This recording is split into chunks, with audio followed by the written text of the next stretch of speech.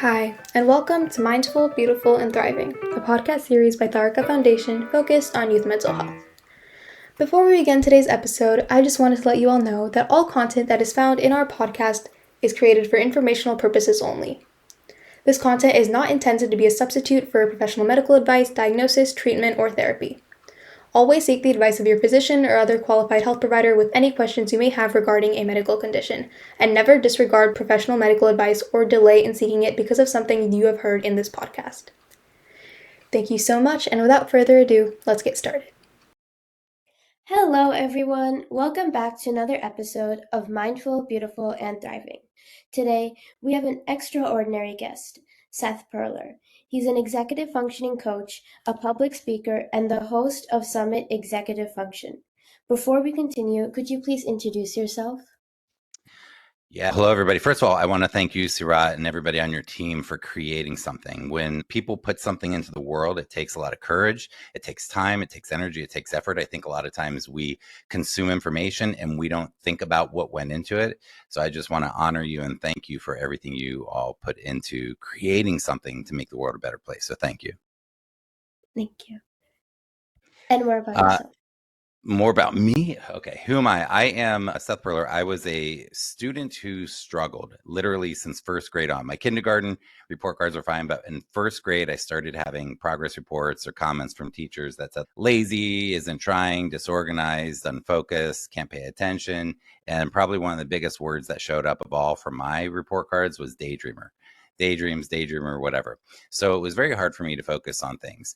And I started like first grade, I was different than the other kids in terms of not being able to do certain things. I was a bright kid, but I had trouble paying attention, especially I would get bored and what have you. And so then I went into elementary school. Middle school, things started really falling apart. So I kept my grades up, so to speak, but it was like I was faking it. I was just like going through the motions and turning things in late and just making it work, but I wasn't really earning good grades. I was just faking it, and I could fake it pretty well. And then high school started, and for the first 2 years of high school, I could fake it pretty well. But by junior year, everything fell apart. I started getting tons of D's and F's. And I also really was very unhappy with who I was. Like I just was not proud of myself, and I felt like I could never do anything right. And I felt like I used to call myself in my mind, I would say, I'm just a lazy failure. I'm just a lazy failure. Now, there are sometimes, as you can tell, Seerat, I'm a very extroverted person. So when I'm with people and hanging out with friends and stuff like that in class and school, lunch, hanging out after school, whatever, doing activities, I was really fun and creative and free spirited. But as a student and actually knowing how to be a student, how to study and how to do these things, I just really faked it my junior and senior year and almost failed out of high school. And then I went to college, failed out of college, went to another college, was failing out of college, but I dropped out before I failed out. And then I just quit school and I was like, I'm a lazy failure. I can't do anything. I'm not going to be able to make anything in my life. So that is who I am. That's an introduction to me, but that's me as a student. Me as an adult, I live a life where I found that one of my life lessons is that what brings me the most joy in life is helping others. Now, I thought that life was about joy, meaning having fun, playing video games, doing things that like were fun in terms of hanging out with friends and stuff like that. I thought that was what makes me, quote, happy. But I found that the thing that makes me most happy and makes people the most happy is helping others, doing things for other people. So I became an adult who I was struggling with this stuff. I quit college. I ended up becoming a teacher. And I went back to school and I did great. In fact, and it was so hard. College was so hard for me when I went back. I feel like I worked 10 times harder than everybody else, but I got pretty much all A's and B's.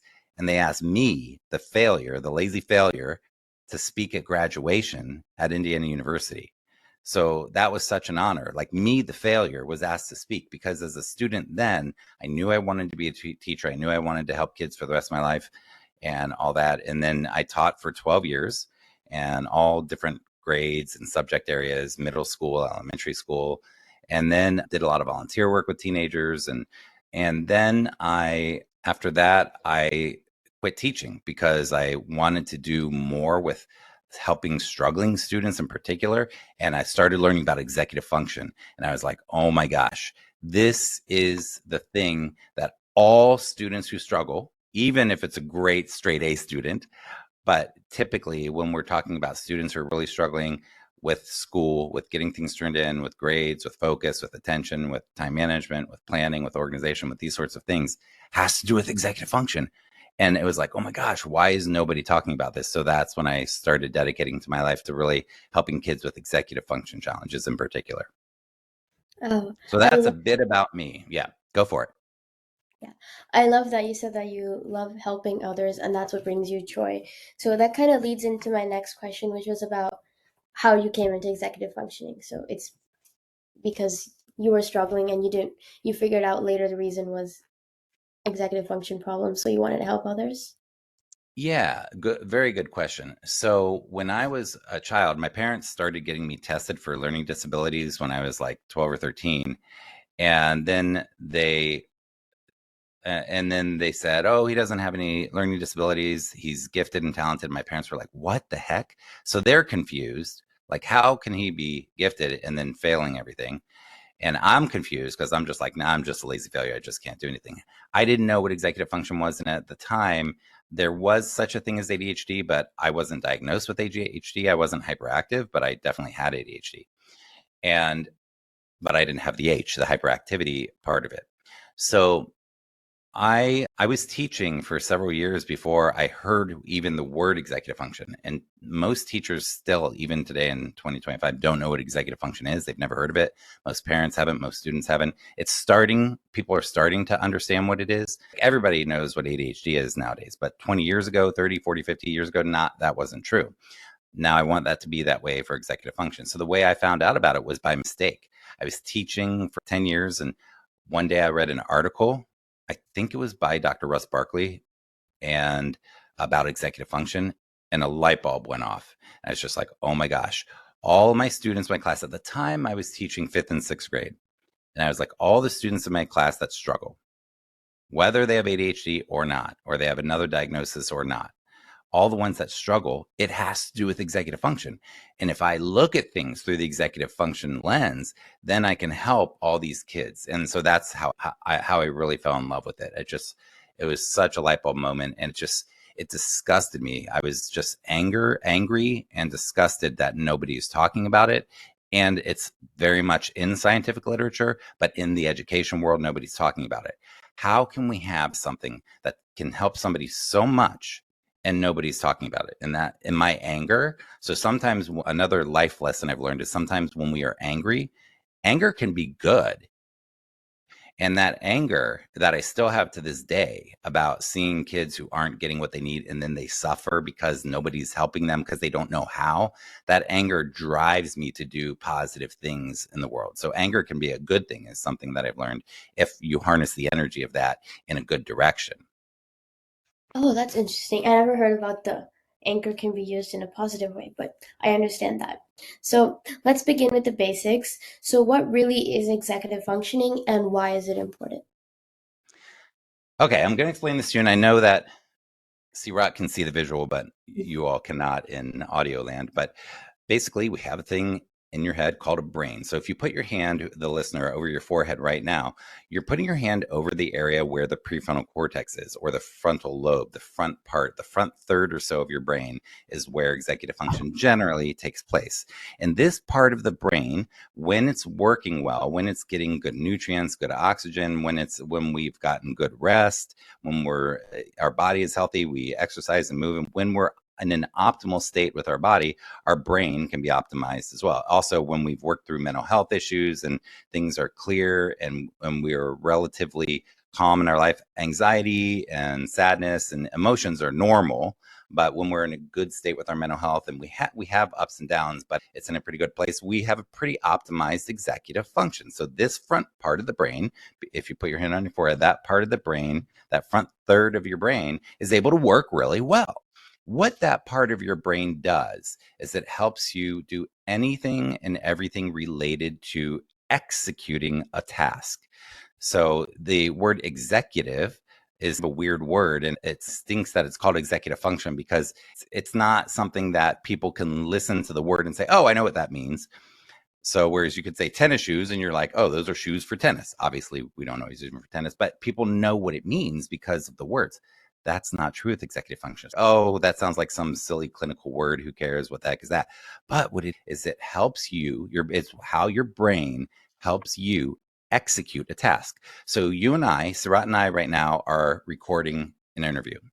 We are focused, or we're trying to focus. Seerat is sometimes writing because she's taking notes that she's probably going to refer back to ask me a question. She just nodded her head. So she's focused. She's writing questions. She refocuses. We had to be here at the right time for the interview. We had to get the lighting and the audio ready and all the stuff. We did planning. The executive function part of your brain helps you plan. We got organized. So that's part of it, is organization. We managed our time. We got here on time. We are prioritizing. I would like to be outside hanging out with the dogs, running around, but we are prioritizing. Actually, this is really fun for me, but we are prioritizing this at the moment. There's 13 or 14 or 15 things that the executive function part of the brain helps us do. Now, some people say there's 3 executive functions, some say 5, some say 8, some say 10. I say 13 or 14. I don't care. What I care is that you, the student, understand that your brain is freaking amazing. You have 80 billion neurons in your brain. And the teenage brain is going crazy, figuring out where to wire itself and rewire itself and where to put its energy and what's important in life. And your brain is developing so incredibly amazingly right now. And this front part of your brain, the executive function part of your brain, is trying to help you accomplish goals. Now, here's what's really cool. When I say execute tasks, if you're like, you know what, Seth, I'm a gamer. Is that executive function? Yes, absolutely. It takes incredible focus. Have you ever been gaming and your parents are like, hey, come on, it's time for dinner. And you're like, okay, be there in a minute. And you're completely ignoring them. Your head's not moving. You're facing the screen. You're focused on the video game. And you're just like, that is a distraction, them saying come to dinner, but you are so focused on that high interest thing. But then maybe when it comes to writing a paper for English class or doing a big math assignment, you're super unfocused and distractible and distracted. So anything that helps you like play the video games, you have done planning to play a video game, and you have done organization even to play your video game. You are prioritizing the video game at the time. You are managing your time because you're managing the time to focus on that thing. Now, you may not have put it in your planner or your calendar, but you are managing time maybe for something that's not the best thing for you to manage your time on, but you are using those executive function skills. You are regulating emotion. If you get frustrated in the game, you re-regulate, get calm again, and you're able to focus better. And so emotional regulation is part of executive function. So anything that you do, and you know what else you do? You ignore distractions. So your parents say that and you're right back focused. Part of it, executive function, is also ignoring distractions. That's called inhibition, when you're able to turn something off. So you're able to inhibit yourself. Let's say that somebody's giving a lecture in a big lecture hall and the students are there and you want to say, wait, I got a question, and you yell it out in front of 700 people in the lecture hall. You're probably not going to do that because you're inhibiting yourself. Executive function helps you know when to keep your mouth shut, when to talk, when to behave in certain ways, or it doesn't. And that is, for me, the hyperactivity and the impulsivity when I like blurt out the answer or interrupt somebody in the conversation, or things like this. So executive function is anything that helps you do any of the things your brain helps you do to execute a task. I'm going to give you a couple more tasks real quick. A task might be doing a math assignment, doing a writing assignment, focusing on a test, getting out the door in the morning and making sure you're prepared with everything and you're at school on time, not hurrying, not rushing. That anything that helps you do that or not do that, that has to do with executive function. Anything that helps you do your homework routine. Doing homework isn't just doing homework. Sitting down and getting ready to do homework, which might take 5, 10, or 15 minutes, is part of doing homework the way that I teach it. You're using executive function just to get ready to do your homework. Okay, so just sitting down and cleaning your desk a little bit, figuring out what you got to do, that is executive function. So executive function even helps you hang out with your friends. You're texting your friend, you're like, hey, you want to hang out in a half hour? Yeah, sure, let's meet over here. That's planning, that's executive function. So it helps you do anything. But there's a problem. One problem is developmentally, if our executive function is lagging, like mine was and is, okay, so I am not strong in executive function naturally. So you can think of nature and nurture. So one is naturally. Two is if the front part of your brain isn't getting the blood flow it needs. For example, I've had a lot of anxiety and depression throughout my life. Now it's I never get anxious anymore. I rarely get depressed. Like it's way more in check now. But when I was a young person, I struggled with it a lot. And when you are having big, giant emotions, that interferes with executive function. When you're exhausted and tired, that interferes with executive function. That front part of your brain can't get what it needs when you're exhausted and you didn't get a good night's sleep. And I was on my phone until 2 o'clock in the morning and had that blue light and confusing my brain. So there are things that can interfere with executive function. So on the one hand, it has to do with development. Some people, their brains are like, my creativity was off the hook, but my ability for strong executive function with focusing was really difficult. So if I felt like a lazy failure, but really I don't believe in laziness anymore. And the failure was really how I defined it. I don't consider myself a lazy failure anymore. I have challenges and I have strengths. But some people have really strong executive function, and some people have really weak executive function, like me. So that's the nature versus nurture. That's the nature part. And then the nurture part, you could look at it as external factors like sleep, exercise, nutrition, social life, stress, anxiety, depression, emotions, things that can help or hinder your executive function that you already have. Yeah, that was a lot. So It's a lot. So you mentioned what exactly executive functioning is. It basically helps you execute a task. So a task is like the functioning part, and executing, you mentioned a few types of executive functioning skills. So like planning, organizing, emotional regulation, time management, and ignoring distractions. And then you also mentioned that the part of our brain that's responsible for this is the prefrontal cortex, which is right at our forehead. And it can only do that when the body is like healthy. So that means good sleep, good nutrition, and blood circulation. I wouldn't say it can only do it then, but I would say it's optimized then. Okay. Okay. Got it. Yes. So, so you touched upon a few, but how many executive functioning skills are there and what are they in detail? That would take a long time to explain, but I usually talk about 13 or 14. And when I talk about them, I try to put them in words that you can relate to. And a lot of them are two sides of the same coin. So if I said impulsive, what do you think is the opposite of impulsive? Like reaction, responding or waiting and responding? Excellent. That's excellent. You've heard then the respond versus react, Yeah. reactivity, like impulsive. Yeah, that's a great way to put it. Yeah. So responding with a little pause is not impulsive. You're pausing to figure out how you want to respond, and that's great. So a lot of the executive functions have two sides. So if I were to say to you attentive, what's the opposite of attentive? Lacking focus.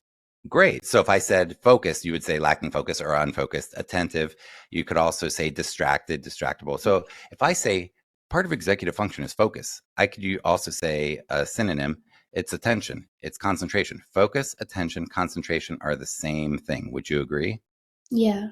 And the opposite of that is unfocused, not paying attention, distractibility.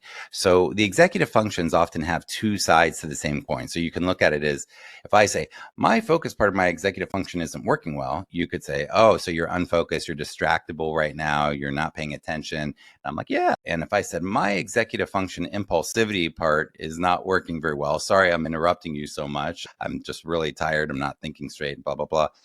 And they're like, oh, okay, so you're not taking your time. You don't have a pause button right now. A lot of these have two sides of the same coin. When I list them, if I were to list them and I said focus, I wouldn't say attention, concentration. So anyhow, to list the 13 or 14 or whatever, I don't have like my document in front of me, but like I would say there's the attention, focus, concentration. There's the organization, planning, prioritization. Your brain knowing to prioritize the important thing over the fun thing when it matters. When it matters. So that doesn't mean we can't do fun things.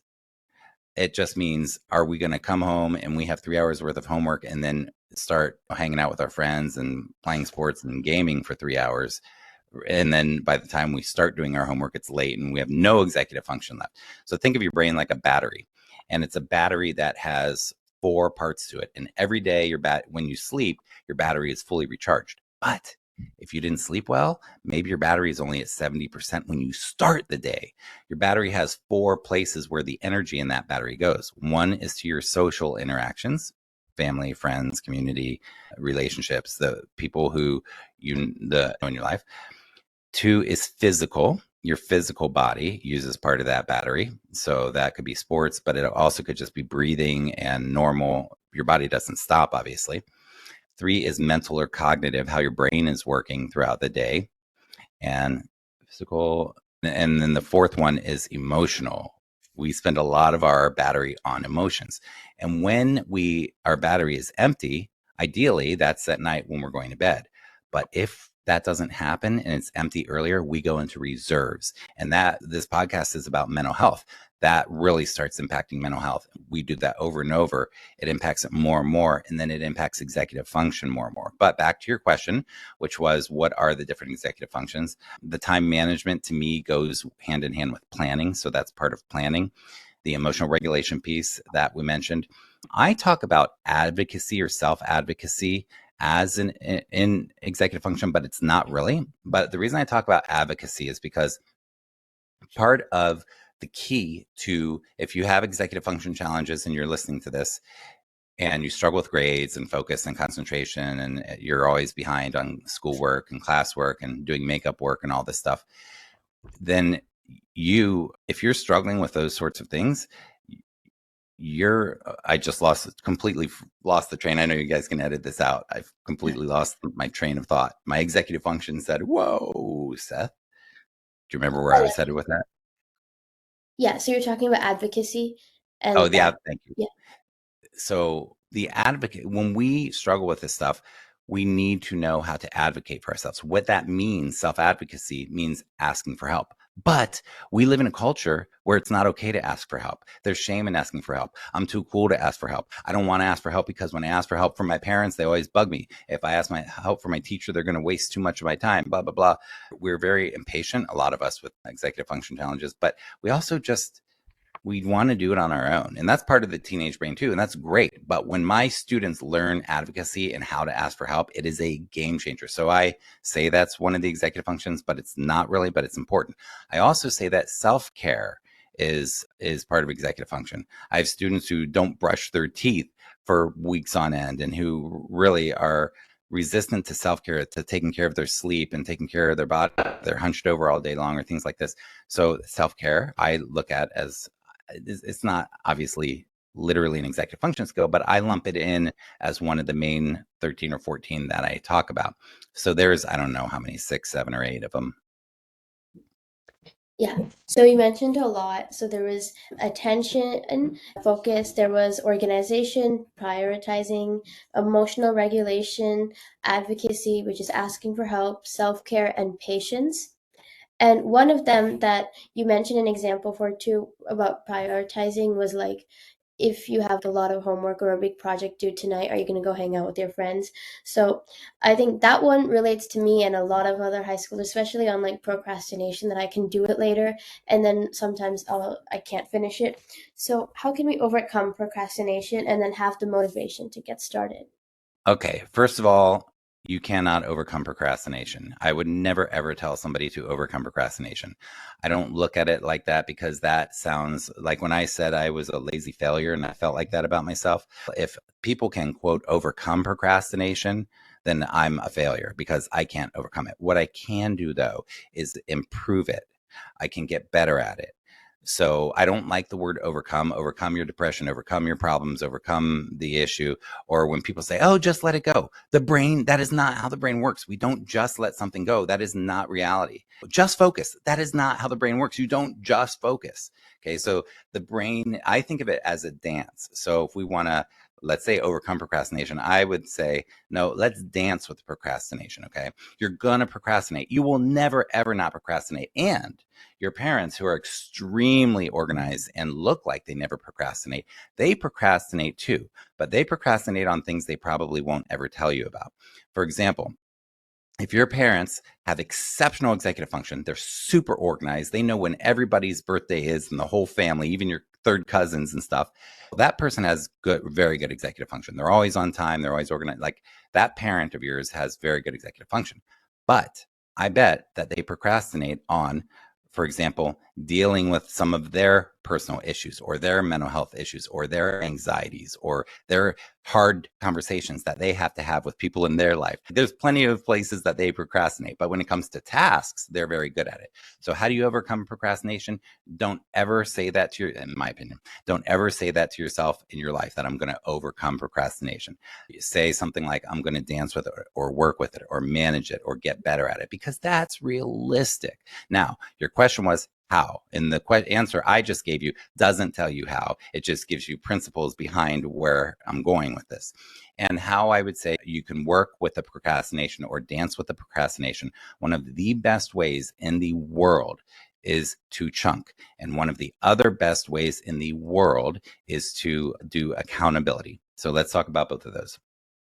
Chunking means that for me, as an ADHD person who became a teacher and an entrepreneur and a blogger and a YouTuber and all this stuff, if I want to do these cool things with my life and have freedom to live wherever I want and travel and do and buy cool guitars because I love guitars and do the things that I want, if I want to have the freedom to do that, I have to have structure.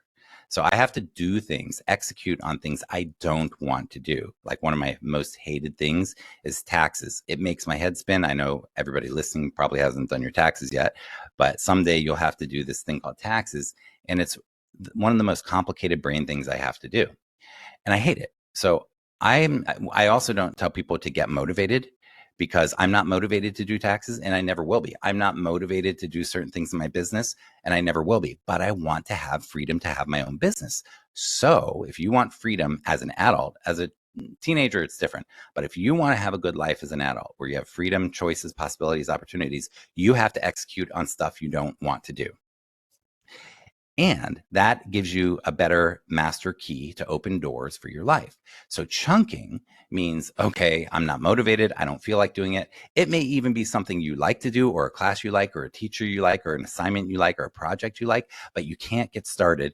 And it could even be just because your parents just said get started. And now all of a sudden you were going to get started, but now you're frustrated and emotionally dysregulated because your parents said get started and you didn't do it on your own. So you're not going to get started. So this stuff all works together. But here's what we have to do, and what I've done that I teach students anywhere from 4th or 5th grade all the way up through graduate school and college, is the chunking. What that means is that, let's say there's something you don't want to do.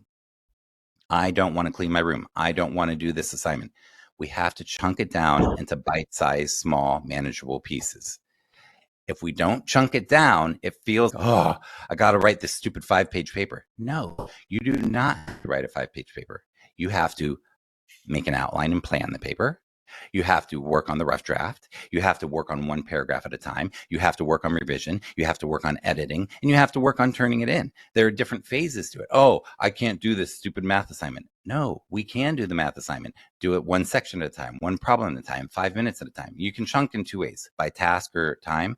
If you chunk by time, you're saying, okay, I can't do this stupid paper that I have to write, but I can do it for 10 minutes. I'll set the timer for 10 minutes. I can't do this stupid math assignment, but I can work on it for 1 minute. I'll set the timer for 1 minute. And what we're often doing when we're chunking like this by time is we're just tricking our brain into doing the thing. In fact, I was just doing this the other day with cleaning up the part of the house that's a mess and reorganizing it. And I can't do this. Oh, but I can do it for 5 minutes. And once I set it for 5 minutes, I wanted to set it for 5 more. And I did it like 6 or 7 times. I did it for 40 minutes working on it. And I just started with 5 minutes, but I tricked my own brain. And I want to encourage all of you to trick your own brain. So if you're like, I want to procrastinate, I want to hang out with friends, you have to chunk and pick chunks of time. I will hang out with my friends at this time, but for right now, for this hour, I'm going to break into small chunks the things I have to do. And you can also think of it as compartmentalization. Chunking is, I will compartmentalize my life. Seth's brain, my executive function brain, works well in the morning for things I don't like to do. So all my difficult brain things I do in the morning. Now, obviously, if you're in high school, you can't make your schedule like that. But my difficult brain things I like to do in the morning, and I like to be free in the afternoon and evening. So I chunk my mornings as I'm going to plan my morning and do my difficult tasks in the morning, my things that demand a lot from my brain. And then I'll be free for the rest of the day, or I'll do things that are more fun or run errands or things that are more relaxed. So you have to chunk it. You have to be like, I have no friends on Wednesdays. I'm just going to do homework Wednesday nights and focus. And I don't care if my homework's late or whatever, but Wednesday nights, I have no life. That's all I do is my homework. Or you say Monday, Wednesday, and Thursday, I spend from 4 to 6 on homework and then blah, blah, blah. You got to chunk and compartmentalize by task or by time. Or if you're doing by task, you're like, every Sunday, I'm going to do my laundry and clean my room and blah, blah. That's a task. Laundry is a task, or doing one assignment is a task. So you got to learn to chunk and compartmentalize. I don't want you to be stressed in one of the worst ways we stress ourselves out. And that is this with the procrastination, is when we are having fun and hanging out with friends and doing things when we should be free, a little part of our brain has what's called an open loop. It hasn't been closed. We know something's unfinished. We may not even know what it is, but we know we have some homework that has to be done or this that has to be done, and it's piling up. And that open loop in your brain when you're hanging out with your friends creates a very small bit of stress. And those little stressors, those little loops add up to more stress and anxiety and dysregulation. When I'm doing my work, I want to be doing my work. When I'm doing my play, I want to be doing my play. When I'm hanging out with friends or doing fun things, I don't want to be thinking about work. When I'm doing my work, I don't want to be thinking about the other things. So if you're asking me how to dance with procrastination, it's to chunk your life in ways where you can compartmentalize the fun things or the free time or the relaxed time. And you can say, I'm going to enjoy myself and self-care and take care of myself and laugh and whatever. And when it's time to focus on something that is a hard task for your executive function, that is what you're doing. So that's number one. Number two, I said, was accountability. So did you have any questions about chunking by time and by task, or anything I just said before we move on to number two, which was accountability? No. Okay. Number two way to dance with procrastination is accountability. Now, accountability means, like when I went back to college and I did really well, I could not succeed on my own. I didn't have the executive function, but I used accountability. What does that mean? It means when I went back to college, I didn't care what I thought of the teacher or the assignment or the class. I went to office hours with the teachers all the time. I got to know the teachers. I went there and I said, hey, I want to do really good in your class, or I'm failing your class. How do I do better? Or I don't know how to study for the test. I asked for help. When I said advocacy before, I asked for help. Now, what's the accountability? If I go to a teacher's office hours, I'm going to be making an easy way for me to know I'm doing something good for myself with that class to make the class easier. Teachers would often give me tips about how they gave tests or what they cared about when they're grading me.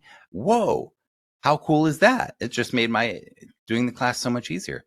Or I'd hang out with them and learn something. I didn't even need to get a tutor. Number two, accountability. Get a tutor, or the teacher, or a teacher's assistant, or accountability at study hall and at lunch. Sit down with friends to work on your classwork. Accountability, having friends over every week for a study party. You could take 2 hours of homework and make it last 4 hours because you're distracted.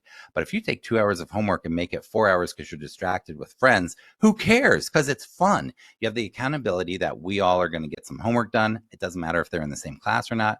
So I started study parties with people, because if I started a study party and I didn't show up, then I was a jerk. So I held myself accountable by making things accountable. I would do co-working. I still do co-working with friends and with people, like we co-work together. So accountability, if you can build accountability into your life where you have to do the thing because you've agreed with someone that you're going to do it at a certain time, then that will help make it easier to do the things that you don't want to do, to execute on the things you don't want to do. So I'll recap. We have chunking by time and by task. You got to compartmentalize your life. So if you're procrastinating, you have to say, if I'm going to procrastinate, I'm going to procrastinate and do a fun thing. But if I'm not going to procrastinate, I'm going to do the thing. Like, you have to plan and make the structures like that. And then if you're going to also dance with the procrastination.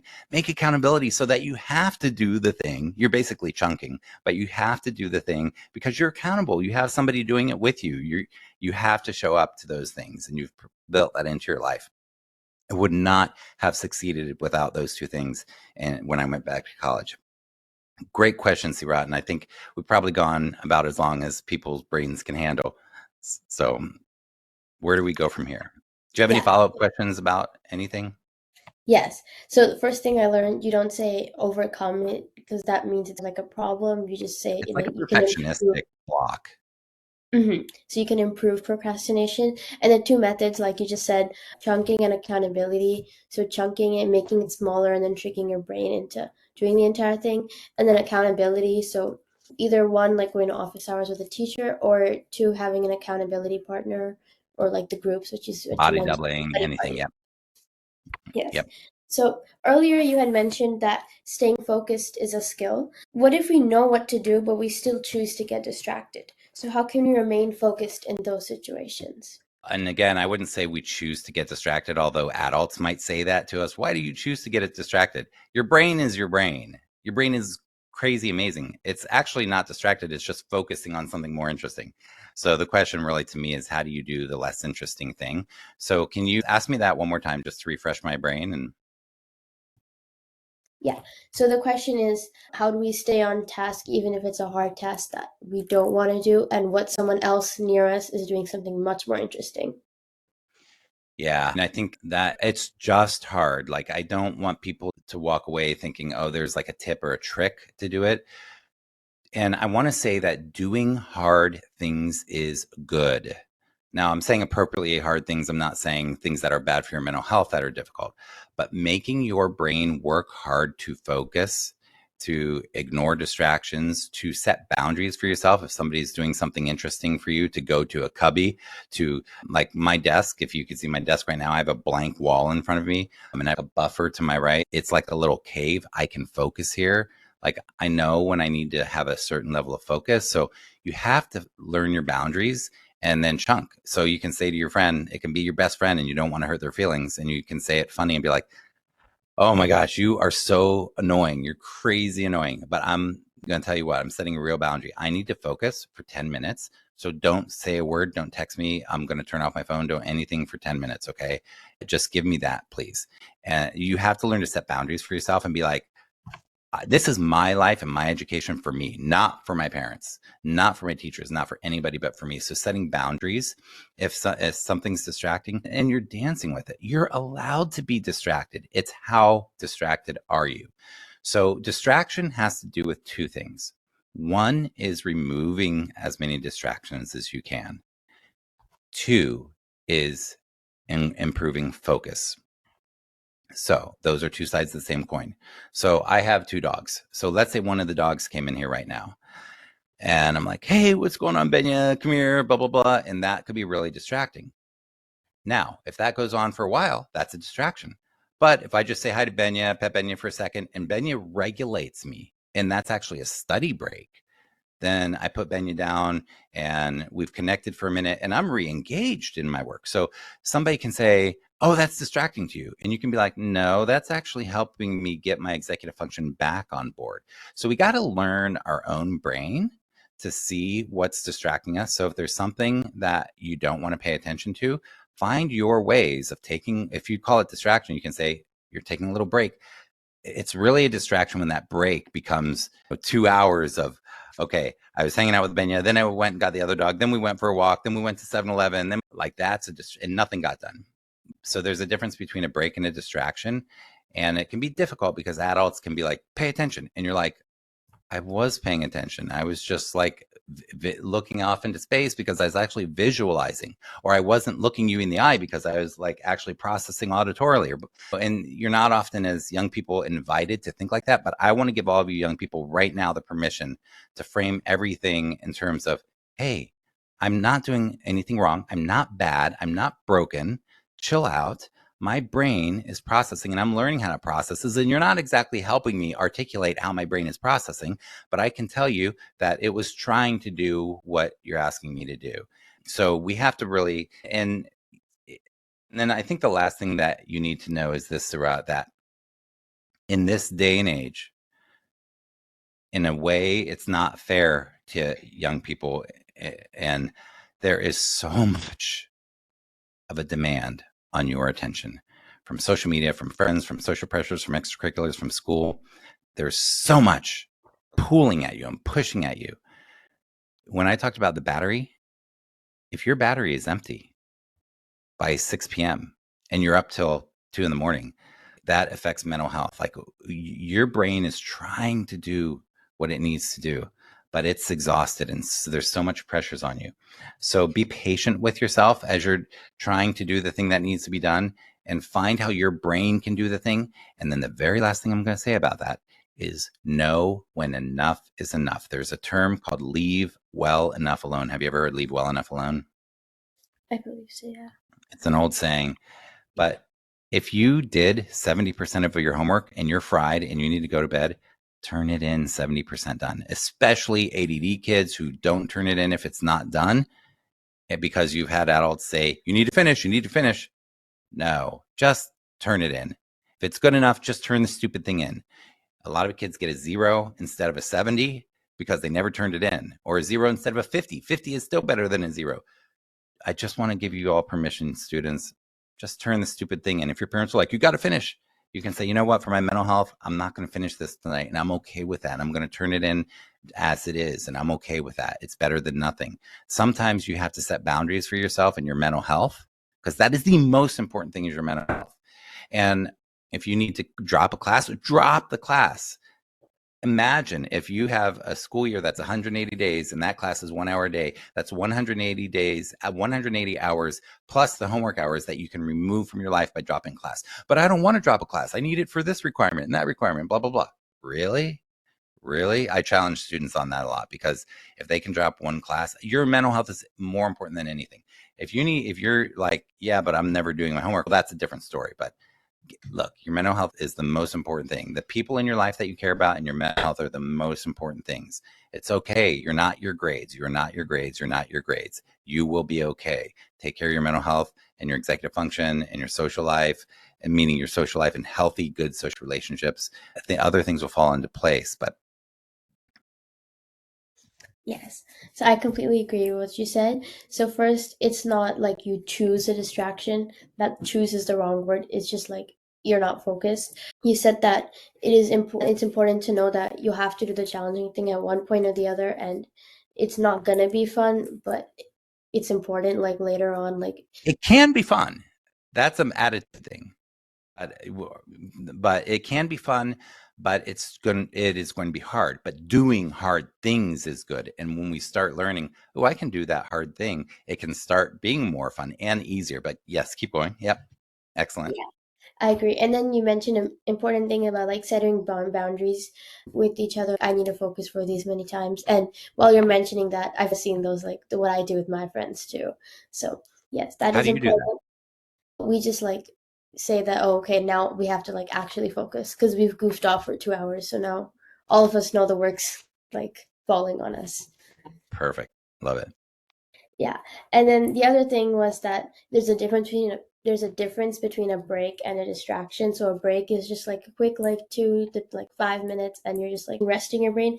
But a distraction is when you go from one thing to the other and you've taken like an hour. Yeah. And procrastination, yeah, I would say is more like you're really are off task and it's going to hurt you in the long run. Yeah. Yeah. And then to wrap up, what are some tips you have for youth to enhance their executive functioning skills over summer break? Because as talked about earlier, right? The past year I was a freshman, so the transition between middle and high school was tough, especially in the workload. It's not like I was bad in executive functioning, but there was just so many assignments and projects, and it just piled up and became overwhelming. Okay, what I don't want to do is tell you to work on executive function in a way that sounds exhausting or overwhelming during the summer. I want to tell you how you can do it with the things that you're doing anyway. You are going to have a summer. Your summer break for most of you, unless you're in a year-long school, is going to be 2 months long. So it's going to usually be about 8 to 10 weeks. And it goes by in the blink of an eye. It goes by very fast. You are building a future. Now, I want you to have a present and enjoy your youth and have a great, fun summer. But you are also planting seeds or not planting seeds. If you don't plant seeds, this is what I say. If you don't plant seeds, you get weeds. So you're planting seeds for your future so that you have a great adult life. Now, it's difficult when you're a teenager to think, Seth, I can't think about my adult life. I don't 30 sounds like such an old person, or 40 sounds like so old, but before you know it, you're going to be 20, 25, 30, 30. So what you do even this summer can be planting seeds. But again, I don't want it to sound exhausting for you. So the things you do anyway. Number one, I recommend you set some goals for the summer and put it up on a big giant piece of paper or whiteboard on the wall. What things for yourself do you want to accomplish this summer? It can be with skateboarding, sports. It can be with video games. It can be with your social life. It can be with your emotional life. Put up a few goals, 2 or 3 goals for you that would make your life better in some way. And you don't have to make a big plan on how to execute them. Just get it in your face so that you see it every day. And your brain knows, oh, yeah, I'm going to do little things to move towards that goal this summer. Number 2, use a calendar this summer. I know some of you are like, Seth, I'm not using a calendar this summer. I'm going to tell you the easiest way to use a calendar. Get one of those stupid $5 big giant desk calendars from one of the office stores or something, one of the big giant ones. Put it on your wall and just write in some things for the summer. When the dentist is, when you're going to camps, even when you're hanging out with friends, put fun things on the calendar. But put important things on the calendar and just at least use that big giant calendar and look at it, X out the days. If you're into gaming or fitness or whatever, and you're reaching goals and you've gotten a certain score on your video game, put that on your calendar so you can track your progress. If you're into sports and you want to track things, put that, whatever. But use a big giant calendar, just keep your brain using it. And Seerat, can you imagine how that will help people get back in the flow in the fall if they just do a little bit of calendaring during the summer? Yeah. So those are some things. And then do things that are hard for your brain, like reading something that's really dense for 1 minute longer than you normally would, or things that are a little bit, just challenge your brain to do something you don't want to do every day. Stop your video game 1 minute before you want to stop. Start your chores 1 minute before you feel like starting. Do your chores for one little thing longer or better or whatever. Clean up one extra thing than you're supposed to. Do things to challenge your brain to do a tiny bit more. That is huge. So those are some things that are easy, that can help with executive function during the summer. And then the rest of the summer, really relax, move your body, get outside, get sunlight, eat good food, get good sleep, and take care of your mental health and your self-care. And then your brain is going to be optimized by the time fall comes. Then 2 weeks before school starts, start saying, okay, I'm going to go to bed at this time every night. I'm going to get my sleep routine back. I'm going to get my wake up routine back. I'm going to get my eating routine back. I'm going to get all your routines because once that first day of school hits, boom, you're off and running. There's no turning back. So 2 weeks before, start doing little things to get ready, get your study space looking awesome, like really start 2 weeks before. Every day, do a bunch of things that are going to make it easier. Go tour the school, even though you're like, I'm a senior. I've been to the school for 3 years. So what? Just do hard things or things to get ready and get in the mood. And yeah, have fun, but relax, have fun, laugh. If you're really struggling with anxiety or depression or anything with your mental health, use the summer to really explore yourself, read books about it, stuff like that. Do things that really help you grow and help your own life. Oh, and then the last thing I would say for executive function, which really isn't so much executive function, but it's where we started, Seerat, and that is to help others this summer. Do a good deed every day for somebody else. Yeah, my favorite was the last point, number 7, about helping others. And the other points you mentioned was first to set 2 to 3 goals for yourself and just keep it like in front of you. So like how people usually make like vision boards in like January, do that this Yep. summer. And then number 2, use a calendar, like a big desk one you mentioned, and then write all the activities like I'm going here, there. And maybe if you have, I'm not sure why, but like some due dates or something, write those down. And then third was to go a little bit out of your comfort zone, just a little bit more, and then soon your capacity grows. And then 4 was to like touch grass and relax and go outside. 5th was to create a routine and start following it 1 to 2 weeks before, because if you start the night before school, then I think the next morning we're running out of the house. And then 6th was to get to know yourself more. So those were the points you mentioned, and I definitely am going to do them all. My last question for you is, how can our audience learn more about you and your work? You can look at sethperler.com. It's usually for parents and teachers, but I make a lot of YouTube videos, and a lot of students follow my YouTube videos, so you can find me on YouTube as well. And that's it. Thank you. So today we talked about a lot. We covered what executive functioning is, a few of the actual skills in it, and then we dug deeper into procrastination and distractions. So we learned on how we can improve procrastination by chunking and using accountability partners. And then for distractions, we learned that it's important to set boundaries.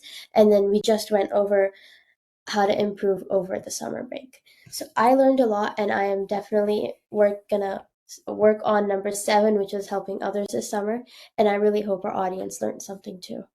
I have an interview question for you that I hope the editors leave in. Yes. So I have a final question for you. And the reason I'm going to ask this final question, and I'm going to ask this final question to all of you listening as well. So I want you to imagine I'm asking you this question as well. This type of a question is amazing for your brain. So if you want to make studying easier and you apply what I'm about to teach you, this will make studying for any class easier. And that is the skill of summarizing. Summarizing is an incredible skill for the brain, and it's incredibly easy, but people don't do it.